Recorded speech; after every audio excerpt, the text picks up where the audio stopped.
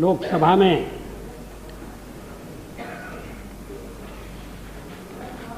बाईस अप्रैल को वाद विवाद में भाग लेते हुए प्रधानमंत्री जी ने जो कुछ कहा, मैं उसमें से कुछ पंक्तियां उद्धृत करना चाहता हूं। एक वादा यह है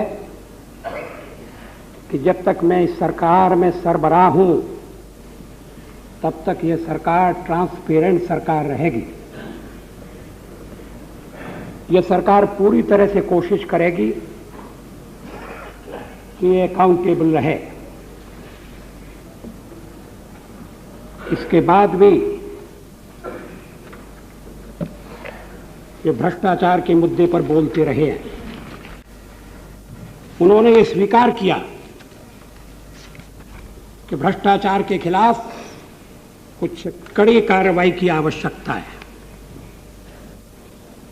Admitting that corruption has seeped into the veins of the nation, Prime Minister Indra Kumar Gujral on Sunday said that something drastic needed to be done against those occupying ministerial position and facing corruption charges. Something drastic, कठोर कार्रवाई करना पड़ेगी। स्पष्ट है कि यह कठोर कार्रवाई शासन के स्तर पर होगी। भ्रष्टाचार के खिलाफ जनमत बनाया जाए, इसमें कोई आपत्ति नहीं है। लेकिन अगर हम केवल जनता पर जिम्मेदारी डालकर और शासन के नाते अपने कर्तव्य पालन से चूकेंगे तो जनता की भागीदारी के लिए भी जो उत्साह जनता में पैदा करने की आवश्यकता है वो पैदा नहीं होगा। प्रधानमंत्री जी उस बैठक में उपस्थित थे जिसमें देश भर के गण्यमान्य व्यक्ति स्वतंत्रता की 50वीं वर्षगांठ के समारोह की तैयारी के संबंध में एकत्र हुए थे। ये समारोह प्रारंभ होने वाला है। 9 अगस्त को मुंबई से आरंभ होगा। फिर हम 14 अगस्त की रात को 50 साल पहले की स्मृति को ताज़ा करने की कोशिश करेंगे। लेकिन प्रधानमंत्री ने देखा कि उस दिन भ्रष्टाचार का मुद्दा सारी बैठक के ऊपर छाया रहा। यहां तक कि प्रधानमंत्री को भी भ्रष्टाचार के मुद्दे का अपने प्रारंभिक भाषण में उल्लेख करना पड़ा। उन्होंने कहा कि भ्रष्टाचार के मामले में कुछ करने की जरूरत है। सरकार क्या करना चाहती है, अभी तक इस संबंध में न तो सदन को विश्वास में लिया गया है और न देश के सामने कोई ठोस योजना रखी गई है। अभी हाल के एक भाषण में उन्होंने स्वीकार किया है कि भ्रष्टाचार विकास के मार्ग में भी बाधा पैदा कर रहा है। जनता की गाढ़ी कमाई का पैसा अगर घोटालों में उड़ाया जाएगा और घोटालों का घटाटोप कुछ प्रदेशों में खड़ा होगा तो फिर विकास के लिए धन कहां से आएगा, साधन कहां से आएंगे। उससे भी बढ़कर देश के निर्माण में लोगों को जुटाने के लिए जो मन में उत्साह चाहिए वो उत्साह भी कैसे पैदा होगा।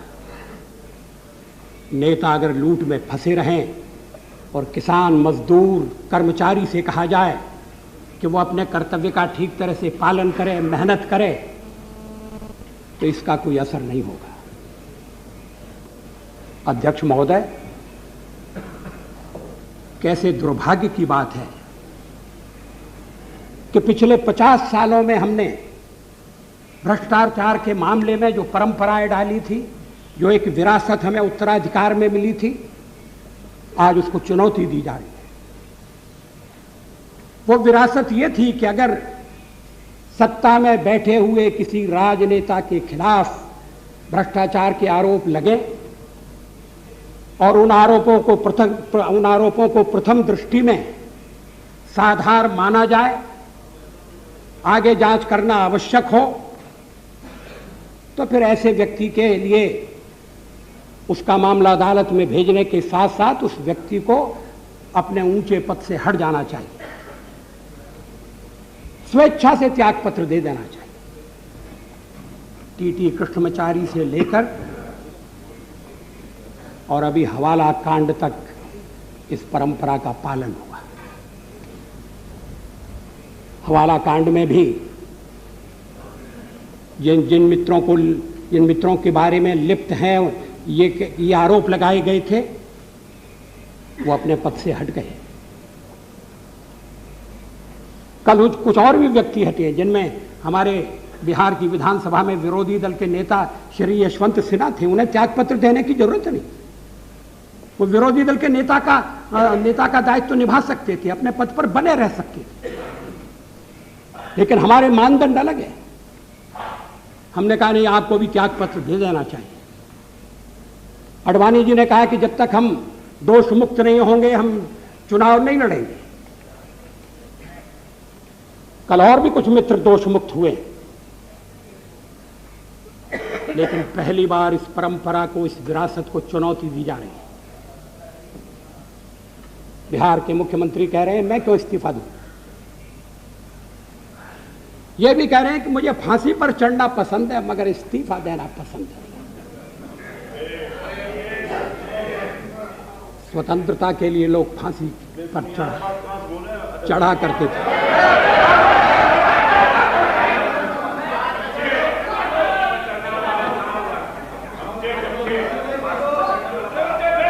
फांसी पर बढ़ने की बात कोई प्रूफ है कि फांसी वाला बात बोलना है?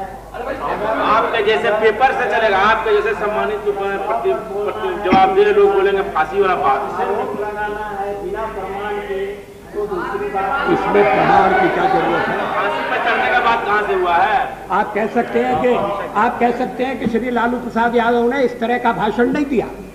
आप कह सकते मैं कुछ नहीं कह रहा हूं, ये आप कह रहे हैं, ये आप कह रहे हैं। मैं तो सिर्फ इतना कह रहा हूं कि जो प्रस्ताव आपने दिया है या मैं उस प्रस्ताव पर बोलें और करके बेबुनियाद आरोप, बिना प्रमाण के जो आरोप लगा रहे हैं, वो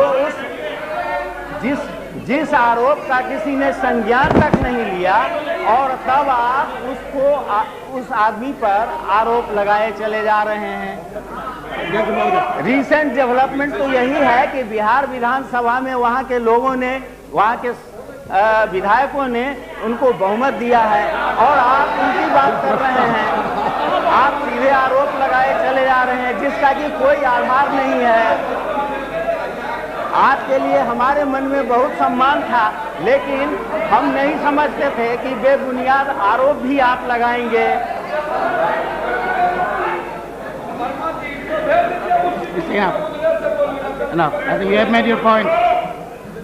अगर आपके पास प्रमाण हो, कहीं भी प्रमाण हो, उस प्रमाण को आप रखें। अब मैं प्रमाण पेश करने लगा हूं। प्लीज। आज पटना की अदालत में श्री लालू प्रसाद यादव और उनके साथी एंटिसिपेटरी बेल के लिए गए थे। उस मामले का फैसला हो गया है। जज ने जो कुछ कहा है उनके निर्णय का एक अंश मैं उद्धृत करना चाहता हूं। इससे बढ़कर प्रमाण और क्या होगा। मैं उद्धृत कर रहा हूं। If the evidence is to be believe,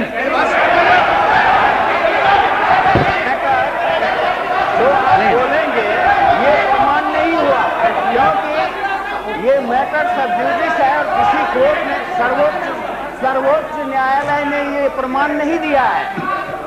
ये किसी कोर्ट ने दिया तो उसको प्रमाण हम नहीं तब तक मानेंगे जब तक सर्वोच्च न्यायालय इसकी संपुष्टि न कर दे। इसको प्रमाण कैसे मानेंगे?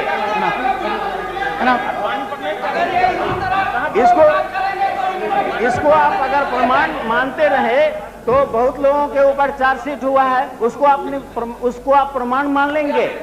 जब तक सर्वोच्च न्यायालय उसकी संपुष्टि नहीं करे तब तक वो प्रमाण कैसे हो गया, इसलिए उस पर बहस कैसे की जा सकती है। प्रोफेसर, आई थिंक ये बिल्कुल विषय से अलग आप चले जा रहे हैं। I think the leader of the opposition is living with full responsibility. He has to authenticate that quotation, and I think he is doing it with full responsibility. I cannot doubt that. Please, have a patient.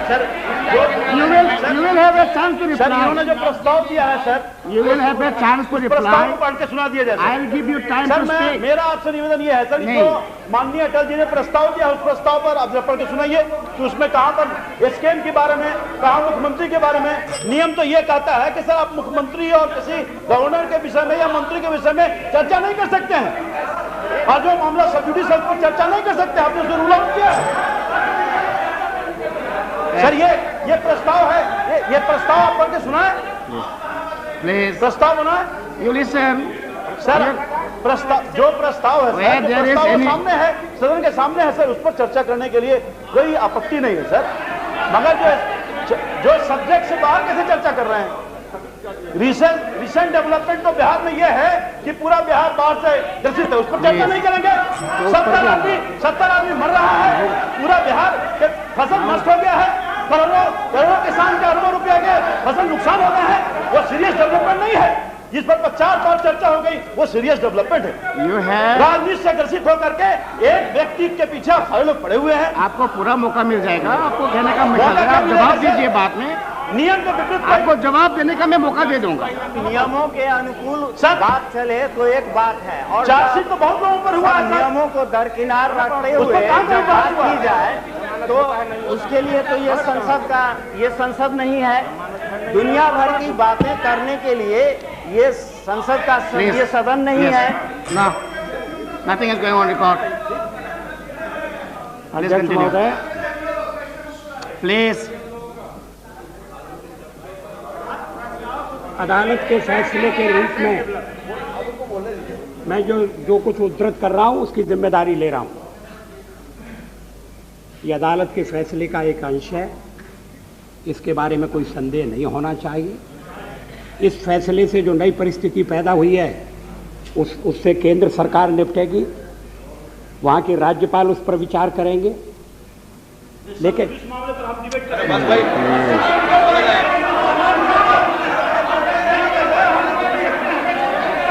सब जुडिस मामले पर हम debate कर सकते हैं, नई परंपरा लागू कर सकते हैं, तो कोई बात नहीं है। बहुत सारे सब जुडिस मामले सब पर डिबेट किया जाए, हवाला पर क्यों नहीं डिबेट करते, उस पर डिबेट कीजिए। अध्यक्ष जी, इतना सीनियर लीडर, इतना सीनियर मेंबर, और मैं समझता हूं कि इस तरह से बात नहीं करेंगे। बेबुनियाद बात, जो प्रस्ताव पर बात कीजिए, जो प्रस्ताव पर बात कीजिए, हम तैयार हैं सुनने की आपकी बात, हम जवाब देंगे। आपके बोलने की अनुमति मिलेगी। Nothing is going on record. क्यों बैठेंगे? आप बिना अनुमति क्यों बोल रहे हैं? Please. क्यों नहीं बैठते हो आगे क्या? अब तक क्या लीडर? अरे किस प्रकार की बात कर रहे हैं? ये बिहार के विधानसभा नहीं है। आप ये क्या कर रहे हैं? अरे अनुमति मांगिए।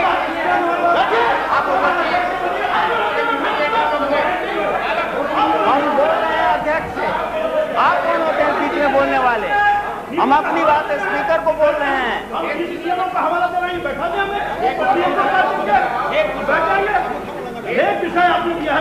Nothing will go on record. I have not permitted you. You will have enough opportunity to reply. I am going to give you a chance to reply. Please don't disturb the proceeding, Professor. You will have chance to reply to all the points. I'll give you chance to reply. You will participate. Yeah. नहीं ऐसा नहीं होता, ऐसा नहीं। तो देखिए, के custodian है सर, और व्यवस्था का मामला मैं उठा रहा हूं, तो उस पर अगर आप सर, ऐसा है कि निश्चित तौर पर जो बातें रखी गई है बिल्कुल भेग है, और उस पर आप विषयांतर किए जा रहे हैं। विषयांतर पर कैसे डिबेट हो सकता है सर? वही आपने जो प्रस्ताव संशोधित प्रस्ताव है उसकी बात करें।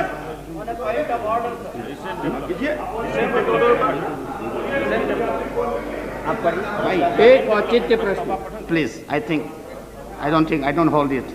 You don't have to argue. I think No, please. You will have a chance to reply to all the points. You note down, listen carefully, you note down, have a pen, with a pencil, and a paper, and then later on you can reply.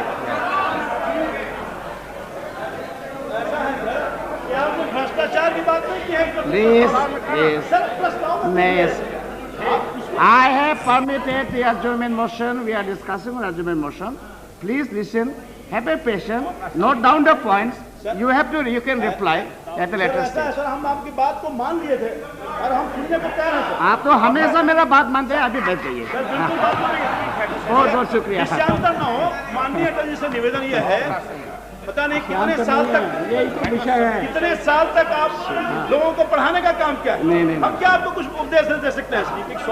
Senior सांसद रहे हैं sir, आपके प्रति पूरा सम्मान है sir. अध्यक्ष महोदय होकर के डिबेट कीजिए।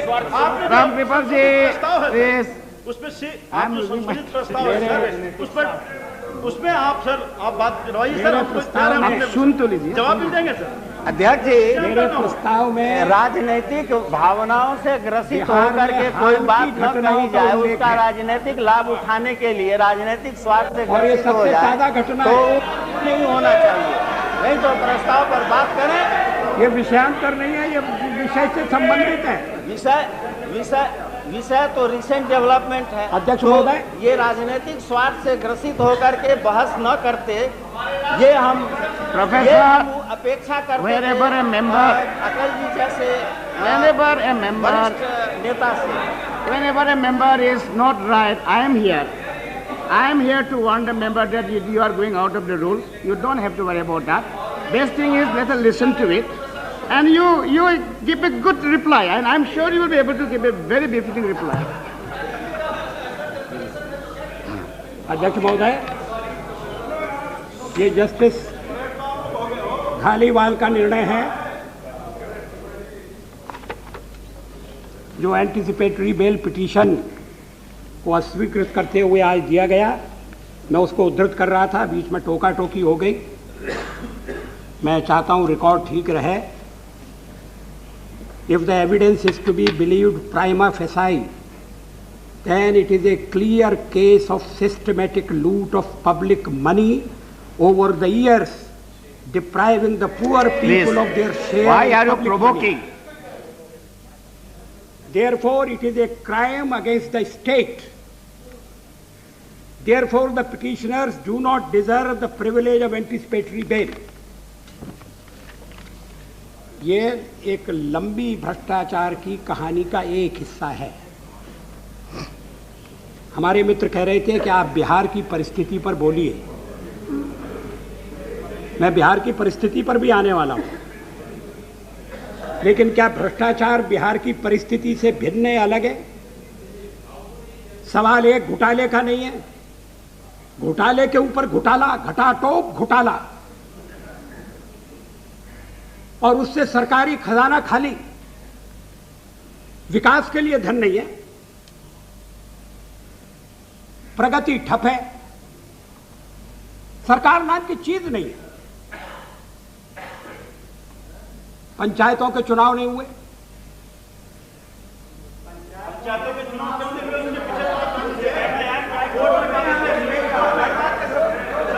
अध्यक्ष महोदय,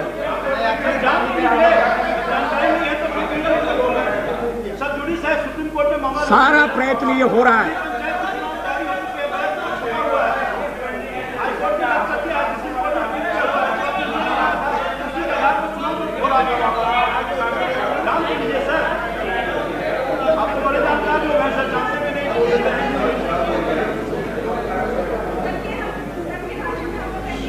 अध्यक्ष महोदय, सरकार की सारी ताकत अपने को, अपने नेता को और मंत्रियों को बचाने में लगी है। जनता दल की टूट, जनता दल का घरेलू मामला है, मैं उसमें दखल देना नहीं चाहता, लेकिन संसदीय लोकतंत्र में दलीय पद्धति को मजबूत करना भी बहुत जरूरी है। लेकिन अगर दल में मेरी बात नहीं मानी जाएगी तो मैं दल तोड़ दूंगा, विधानमंडल को पंगु कर दूंगा, प्रतिपक्ष के सदस्यों को या तो निलंबित कर दिया जाएगा या मार पीट कर भगा दिया जाएगा, संदिग्ध चरित्र के लोग विधानमंडल के परिसर में लाए जाएंगे। इस स्थिति में क्या कोई भ्रष्टाचार के मामले में चलने वाला मुकदमा निष्पक्ष रूप से चल सकता है? बिहार के 3 विधायक जेल में, बेऊर जेल में, और वहां से वो भ्रष्टाचार के मामलों से संबंधित गवाहों को बदलने की कोशिश कर रहे हैं, सीबीआई को प्रभावित करने का प्रयास कर रहे हैं। सीबीआई तो केंद्र से संबंधित है, जांच एजेंसी है।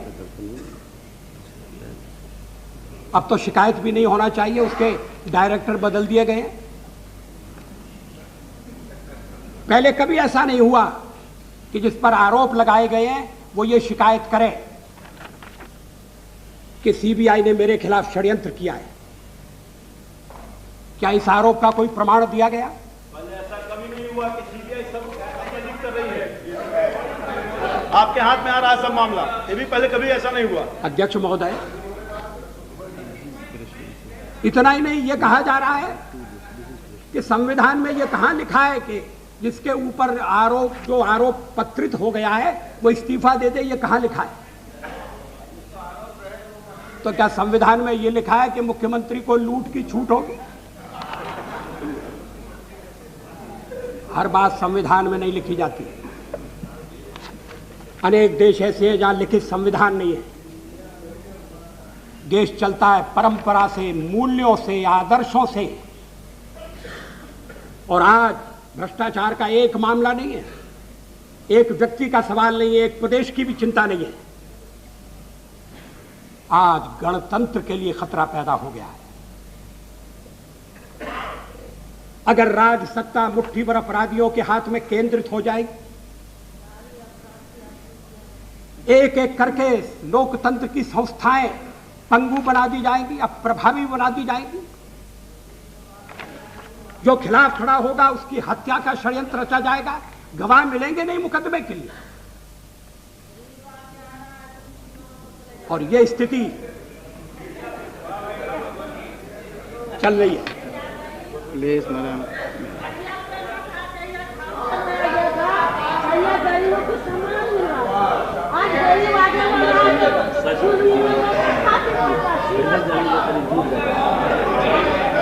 अध्यक्ष महोदय,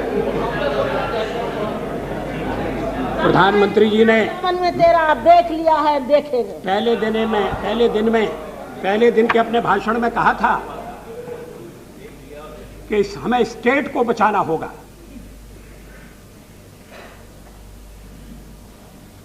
देश संविधान से नहीं चलते हैं, देश संविधान में जनता की निष्ठा और जनता के विश्वास से चलते हैं। और आज उस विश्वास को ठेस लगी, आज उस आस्था पर आंच आ रही है। एग्जीक्यूटिव क्या करेगी, क्या करना चाहती है, कौन सी योजना है? यह अदालत का फैसला है। फैसला मेरे अनुकूल है, इसलिए मैं संतुष्ट हूं। लेकिन ये मामले अदालत में जाए, वहां तय हों, ये जरूरी है। क्या ये दल के स्तर पर तय नहीं हो सकते? क्या ये मोर्चे के स्तर पर तय नहीं हो सकते थे? क्या सब मिलकर बिहार के मुख्यमंत्री को प्रेरित नहीं कर सकते थे कि थोड़े दिनों के लिए हट जाओ, आप तो बिल्कुल निर्दोष हैं, दूध के धुले हैं, मुकदमा चलेगा तो आप बिल्कुल उज्जवल होकर सामने आएंगे, थोड़े दिन की बात है, सब्र कर लो, सहन कर लो, इस्तीफा दे दो। किसी का परामर्श काम नहीं आया। शेर भर सतुआ पर सारी जमीन लिखा लो, घर दीवार लिखा लो, यही होते आया है। इसलिए अब ऐसा नहीं होता। अध्यक्ष महोदय, क्या आजादी है बोलने के लिए? आप बोलिएगा तो हम भी बोलेंगे। अभी भी समय है, किसी के अभी भी समय है। जो पुराने मित्र हैं, समाजवादी रहे हैं, जो जयप्रकाश और लोहिया के आंदोलन से जुड़े थे वो अभी भी समझाए जाकर सुबह का भूला शाम को घर आ जाए तो भूला हुआ नहीं कहाता, लेकिन हम एक एक विकल्प बंद करते जा रहे हैं और इसकी मुझे चिंता है। पहले भी भ्रष्टाचार के आरोप लगते थे, मुख्यमंत्री उसमें फंसते थे और प्रथम दृष्टि से अगर मामला बनता था तो मुख्यमंत्रियों को त्यागपत्र देने के लिए कहा जाता था, कोई मना नहीं करता था, कोई सड़क पर आने की धमकी नहीं देता था, कोई फांसी पर चढ़ने का ऐलान नहीं करता था। उस दिन श्री शरद यादव कह रहे थे कि लोकतंत्र चलेगा तो लोक लाज से चलेगा। लोकतंत्र चलेगा कैसे?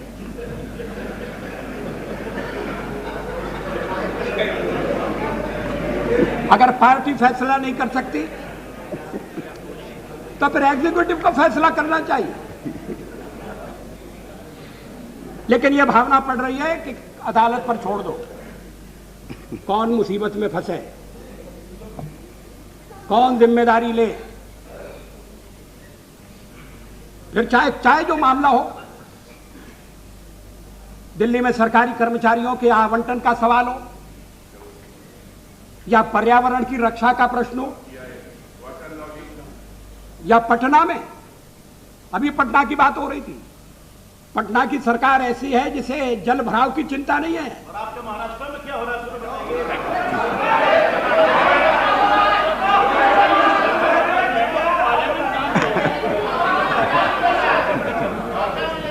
अध्यक्ष जी, मैंने अपने भाषण में ये नहीं कहा कि आपके बिहार में क्या हो रहा है। आप अगर महाराष्ट्र को मेरा महाराष्ट्र बना रहे हैं, मुझे बड़ा आनंद है, बड़ी खुशी है।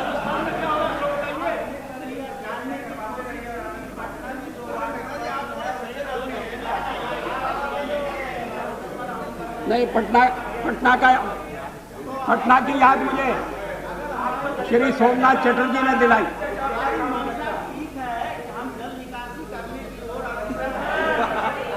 वर्षा बरसाने का काम हमारे कुवत के भीतर नहीं है, हमारे वश में नहीं था। वर्षा तो 20 साल, 25 साल, 30 साल का रिकॉर्ड तोड़ दिया है वर्षा ने।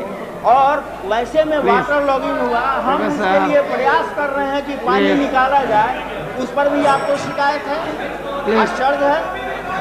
मेरा पॉइंट ऑफ ऑर्डर है अध्यक्ष महोदय, मेरा पॉइंट ऑफ ऑर्डर है। हम लोग आपसे संरक्षण चाहते हैं, हम माननीय श्री अटल बिहारी वाजपेयी की बात सुनना चाहते हैं, हम इस चर्चा में भाग लेना चाहते हैं। क्या बार बार टोका टोकी करके लगातार एक सिलसिला चलता रहेगा और इस पर कोई भाषण नहीं हो पाएगा? हम आपसे संरक्षण चाहते हैं। या तो उनकी बात एक बार सुन लीजिए। अब ये बार बार बोलते चले जा रहे हैं, इसका क्या मतलब? इसका कोई मतलब नहीं है, इसलिए आपका संरक्षण हम लोग जरूर चाहेंगे। अगर डिबेट के स्तर को आप बनाए रखना चाहते हैं, आप अगर अध्यक्ष महोदय, मैं आपसे कहना चाहता हूं, अगर डिबेट के स्तर को बनाए रखना चाहते हैं तो सदन को नियंत्रित कीजिए, नहीं तो डिबेट का स्तर बना नहीं रहेगा। और वो अगर समझ रहे हो कि 10-5 लोग हल्ला करके दूसरे लोगों को ठोक देंगे तो उससे अधिक लोग हल्ला करके उनको ठोक सकते हैं।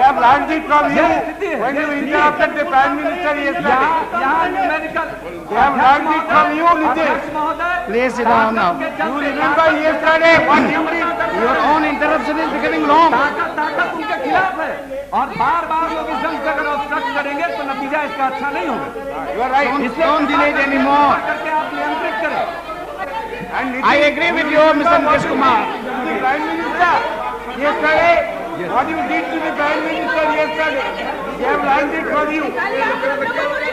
You remember what you did to the Prime Minister yesterday? Today they have learned from your yesterday's behavior. What did you do to the Prime Minister? No. You interrupted and prevented speaking. You have learned. Please, madam, don't complicate the matter now. Don't complicate. Yes, madam. और सारी बहस कर ऐसे ही नीचे गिरा रहेगा। Please. अध्यक्ष महोदय, एक आध बार कदम पर बार टोकी नहीं चलेगी। अध्यक्ष महोदय, आप सदन को नियंत्रित प्लीज। नहीं, please don't, please. No interruptions now. Enough. Let us have. No. मैं कैसे बोल सकता हूँ इस स्थिति में? Please. How can you do like that? No. You can't do like that. Please, now don't complicate. Don't complicate the matter now. What is this? When I am asking them to sit down and you start. And when you sit down, they will start. What is this? Please sit down. आप इन पर नाराज हो रहे हैं। All right, you carry on. आपस में करो, कर लीजिए। आप उनको चुप करिए। बहुत अच्छा, और बोलो। नहीं, और बोलो। Please say more, please. हाँ, आप खड़ा हो जाइए। हाँ, आप बोलती रहिए। Good, very good. You are doing very well. Congratulations. Wonderful job.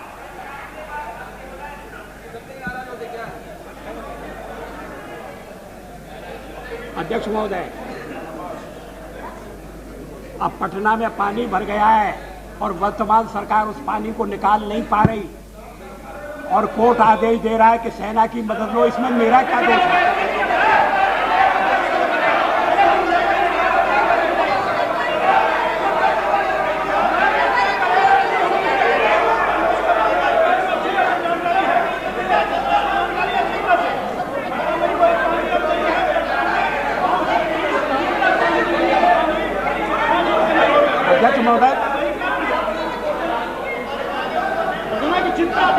अध्यक्ष महोदय,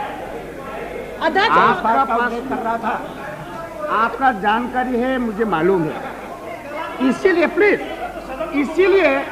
इसीलिए मैंने आपको कहा था, आप नोट कर लीजिए क्या पॉइंट हो रहा है।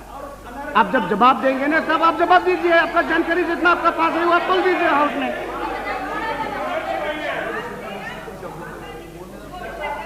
अध्यक्ष महोदय, मैं कह रहा था सदन से कि एग्जीक्यूटिव अगर अपने कर्तव्य का पालन नहीं करेगी तो फिर न्यायपालिका का दरवाजा खटखटाने के अलावा नागरिकों के पास और कोई रास्ता नहीं रहेगा। होना तो ये चाहिए कि एग्जीक्यूटिव अपने कर्तव्य क्षेत्र के अंतर्गत अपने कर्तव्य का पालन करे और न्यायपालिका अपने अधिकार क्षेत्र तक सीमित रहे। लेकिन अगर मामले लटकाए जाएंगे, ये चारा घोटाला लीजिए, 1.5 साल से चल रहा है, लगातार चल रहा है, प्रक्रिया जटिल है, विलंब होते हैं, भ्रष्टाचार के मामले कब तक चलेंगे? अगर तो जो जिन पर आरोप लगते हैं उनके साथ भी अगर न्याय करना है तो उसका तकाजा यह है कि जल्दी से सुनवाई होना चाहिए, तुरंत फैसले होना चाहिए। और इसके लिए अगर प्रक्रिया में सुधार करने की जरूरत है, प्रधानमंत्री प्रस्ताव लेकर आए और सदन उनका समर्थन करेगा।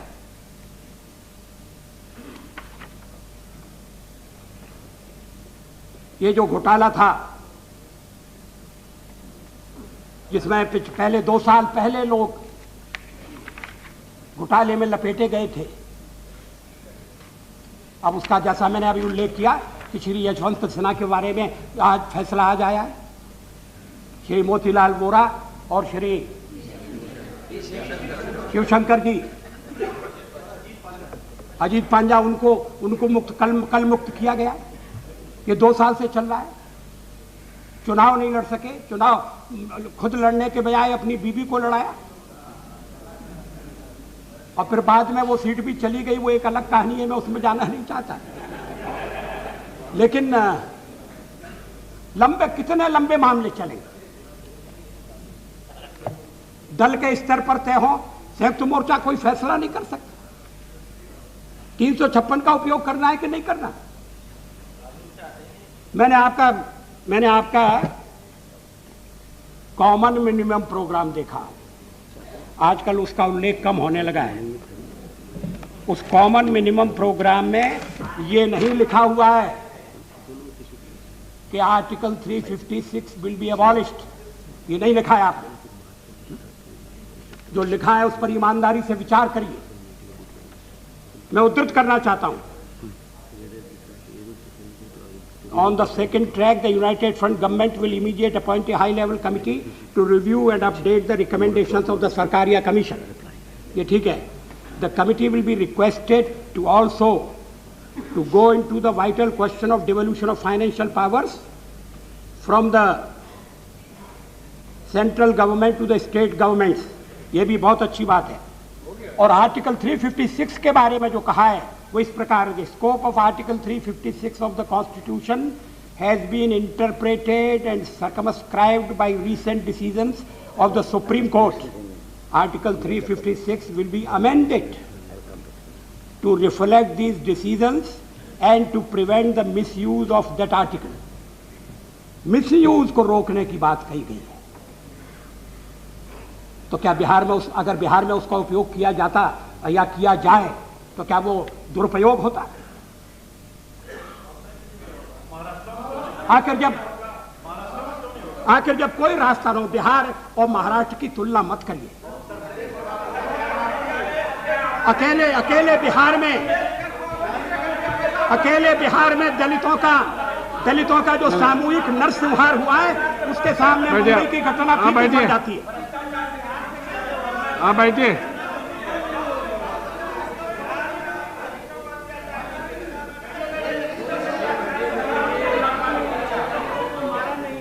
अध्यक्ष महोदय, बिहार में प्राइवेट सेनाएं बनी हुई है और लोगों का कत्लेआम हो रहा है.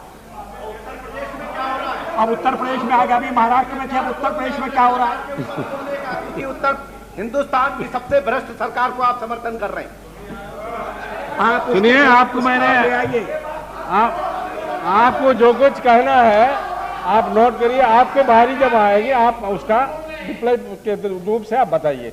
ऐसा इंटरप्ट करने से डिबेट चलेगा नहीं. Please cooperate, let us here. जो भी होगा, अबे अध्यक्ष ऐसा नहीं होना. सभापति जी, अंतर होकर के बोला विषयांतर का भी चलेगा ही. तो यहाँ हम लोग बैठे ना, एकदम अनवरत. यहाँ तो हम लोग बैठे, विषयांतर का भी हम लोग इसका. तो मैं आगे भाषण नहीं करूंगा. अतुल जी, नहीं, मैं नहीं बोलूँ. सभापति जी, मेरा एक निवेदन है. ये तरीका नहीं है. नहीं, 40 मिनट हो गया. हमारे जैसे बहुत से लोग चाहते हैं कि अटल जी अपना भाषण पूरा करें और 40 मिनट में इस तरह टोका टोकी हुई. मैं सम्मानीय सदस्यों से कहूँगा, कोई ऐसी बात नहीं कह सकते हो जिसका वो जवाब नहीं दे सकते. अगर इस तरह चलता रहेगा तो इस विवाद का कोई अर्थ ही नहीं रह जाएगा. मेरा निवेदन है कि अटल जी के भाषण में जो बार बार हस्तक्षेप हो रहा है, मेरी निवेदन अगर स्वीकार करें तो सदस्यों को शांति से सुनना चाहिए और उनको आप समय दीजिए. जो जवाब देना चाहे वो जवाब दें, लेकिन 40 मिनट में अटल जी मुश्किल से 10-5 मिनट बोल सके होंगे, ये अच्छी बात नहीं. तो इसलिए मैं अपील करूंगा सब आदरणीय मेंबरों से कि आपको अगर कोई ऐसी बात हो तो आपके बाहरी आने में आप कुछ रिप्लाई दे सकते हैं. ऐसे टोका टोकी बिल्कुल बर्दाश्त नहीं करूंगा मैं. अब सभापति महोदय, मैं आर्टिकल 356 की चर्चा कर रहा हूं, उसमें मैं कोई आरोप नहीं लगा रहा. ये मैं मांग जरूर कर रहा हूं कि जब सब रास्ते बंद हो गए और कोई रास्ता खुला नहीं है तो फिर इस परिस्थिति का तकाजा ये होगा कि आर्टिकल 356 का उपयोग किया जाए. फिर प्लीज. यूनाइटेड फ्रंट ने भी आर्टिकल 356 को खत्म करने की बात नहीं कही है. ठीक है, इंटर स्टेट काउंसिल बनी है, वो विचार कर रही है और उसका दुरुपयोग रोका जाए, इसका प्रबंध करना जरूरी है. लेकिन अब जैसे बिहार की स्थिति हो गई है, वहां लोकतांत्रिक संस्थाएं चल नहीं रही है, अदालत के सिवा कोई रास्ता नहीं है. एक रास्ता था जिसका अवलंबन नहीं किया गया, नहीं किया जा रहा. और ये सुझाव उस दिन स्वतंत्रता की 50वीं वर्षगांठ के संबंध में आयोजित बैठक में श्री सी सुब्रमण्यम ने रखा था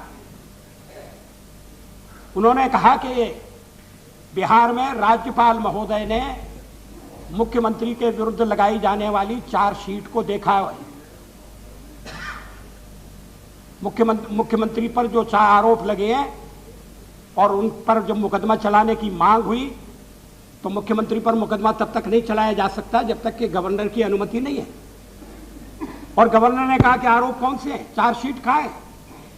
37 दिन तक गवर्नर महोदय उस पर विचार करते रहे। जरूर उन्होंने गहरा अध्ययन किया होगा, विधि शास्त्रियों की राय ली, एडवोकेट जनरल से परामर्श किया और फिर उन्होंने इस बात की इजाजत दी कि ठीक है, प्राइमा फेसी केस है और चार्जशीट लग सकती है।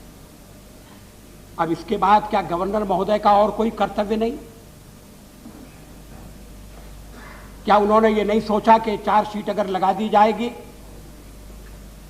तो मुख्यमंत्री के पद पर बने रहते हुए किसी व्यक्ति के खिलाफ कहीं भी, और बिहार का, विशेषकर बिहार में साक्ष्य जुटाना एक असंभव काम होगा। 6 के करीब लोग संदेहास्पद स्थितियों में मारे गए। कौन खिलाफ गवाही देगा? कौन सत्य का उद्घाटन करेगा? छोटे मुकदमों में इसलिए कि गवाहों को प्रभावित न कर दें, बेल देने से इनकार कर दिया जाता है। आज बेल देने से इनकार किया, ये अच्छी बात है, लेकिन गवर्नर महोदय ने सोचा नहीं? क्या केंद्र से परामर्श नहीं किया? क्या हमारे गृह मंत्री उनसे बात नहीं करते रहे? जो भी परिस्थिति पैदा होगी उसका सामना करना पड़ेगा। आखिर गवर्नर ने संविधान की शपथ ली है। मुख्यमंत्री और मंत्री श्री सुब्रमण्यम ने इस बात पर बल दिया था कि मुख्यमंत्री और मंत्री गवर्नर का जब तक प्लेजर है तब तक ऑफिस होल्ड कर सकते हैं, और गवर्नर चाहे तो अपना प्लेजर विड्रॉ कर सकता है। गवर्नर त्याग पत्र देने के लिए कह सकता है। अगर उसकी बात न मानी जाए, गवर्नर आगे कदम बढ़ा सकता है। इसका भी अवलंबन नहीं किया गया। इसका अवलंबन किया जाता तो एग्जीक्यूटिव की निर्णय लेने की, कार्रवाई करने की क्षमता दृढ़ होती। अदालत पर छोड़ दिया गया है। खैर मुकदमा चल रहा है, मैं उसमें विस्तार से जाना नहीं चाहता। और अगर पार्टी स्वयं अपने को अनुशासित नहीं करती, जनमत उसको प्रभावित नहीं करता, अगर राज्यपाल भी अपने दायित्व को पूरा नहीं करते, तो फिर आर्टिकल 356 के अलावा मुझे तो और कोई रास्ता दिखाई नहीं देता। लेकिन संयुक्त मोर्चे में मतभेद के कारण एक निर्णय लेना संभव नहीं हो पा रहा। यह सत्ता का खेल नहीं है। इस समय गणतंत्र संकट में है। लोकतंत्र को ऐसी चुनौती कभी नहीं मिली। 50 साल हो गए। जिस तरह से सबको नकारा जा रहा है। अभी रेल मंत्री गए थे, मैंने अखबार में पढ़ा, कहां तक ठीक है मैं नहीं जानता, कि रेल मंत्री की सुरक्षा के लिए रेलवे प्रोटेक्शन फोर्स की जरूरत थी। प्रदेश सरकार के ऊपर वो सुरक्षा की जिम्मेदारी नहीं छोड़ सकती, और उनकी सभा में गड़बड़ करने की कोशिश की। हमारी सभा कौन करने देगा? और बॉम्ब चलाया, और प्रधानमंत्री कहते हैं जनता को जागृत करो। जनता भयभीत है, जनता आतंकित है, माफियाओं की मुट्ठी में जनता। हाँ, उन्होंने ही चलाया होगा। जनता को कैसे जागृत किया जाएगा? नहीं, नॉट रनिंग कमेंट्री। बैठो ना। I have not given you permission. अध्यक्ष महोदय, भाई को मारा या डीसी को मारा, वो भी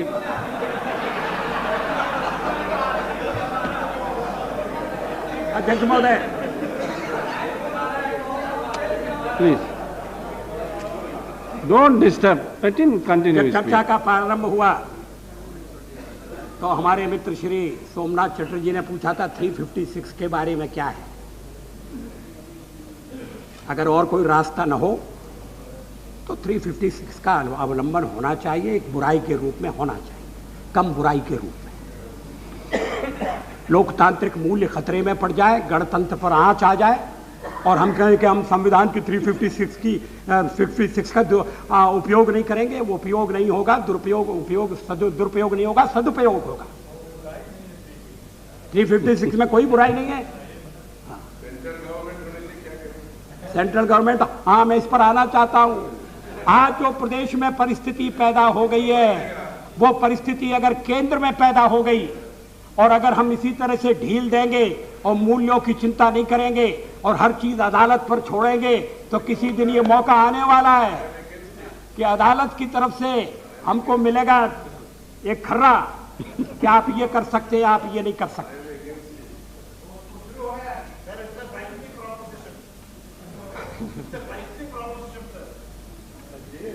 सभापति जी, मुझे आश्चर्य है कि हमारे कांग्रेस के मित्र ये बिहार के बारे में कौन सा दृष्टिकोण रखते हैं, मैं समझना चाहता हूँ, खाली समझ के लिए। नहीं, वो भाषण करेंगे। पटना में कुछ कहना और यहाँ कुछ कहना, और कहना कुछ और करना कुछ। अब ये राजनीति मेरी समझ में नहीं आती। वहां विधानसभा में एक दिन लालू प्रसाद की सरकार अल्पमत में रह गई थी, एक दिन नहीं कुछ दिन। जब जनता दल का विभाजन हो गया था वो अल्पमत में थे, उन्हें चुनौती दी गई थी।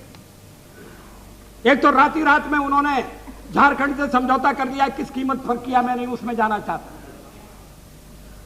क्या किसी सीमा प्रदेश में अपनी सत्ता खतरे में पड़ने के बाद अगर वहां के मुख्यमंत्री, वहां का सत्तारूढ़ दल किसी राष्ट्र विरोधी तत्व के साथ समझौता करके अपना बहुमत बनाए रखे तो क्या प्रतिक्रिया हो?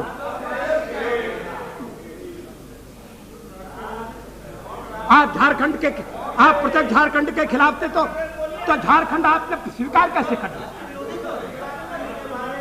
और कांग्रेस ने कहा हम तटस्थ रहेंगे, रामाय स्वस्ति रावणाय स्वस्ति, हम तटस्थ रहेंगे।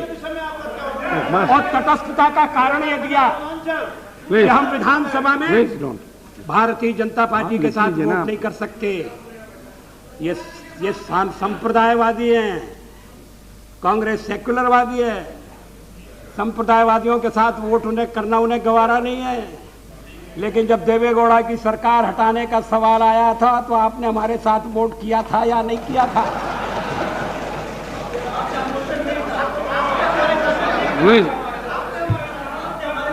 अच्छा, आप बिहार में खुद मोशन लाएंगे नहीं और हमारा मोशन आएगा तो उस पर ये कह के वोट देने से बहानेबाजी करेंगे, ये नहीं चलेगा।